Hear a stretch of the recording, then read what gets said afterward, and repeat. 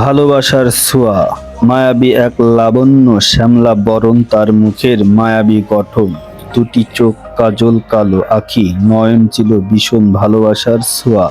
যতটুকু তাকাতাম ততটুকুই মন নিঃশব্দ হয়ে যেত।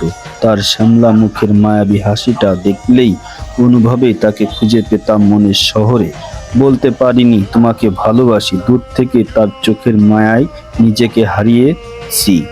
হয়তো একদিন কথা হয়েছিল, তবু বলা হলো না। তার চোখের কাজল কালো অনুভূতির ছোঁয়ায় মন দিশেহারা হয়ে যায়। বারবার খুব ইচ্ছে করে তাকে বলতে, কিন্তু মনের মাঝে ভয় জেগে ওঠে। সে যদি মানা করে দেই তাহলে একতরফা ভালোবাসা হয়ে যাবে। কি করে বুঝাই এই উদয়ের ভালোবাসার ছোঁয়া?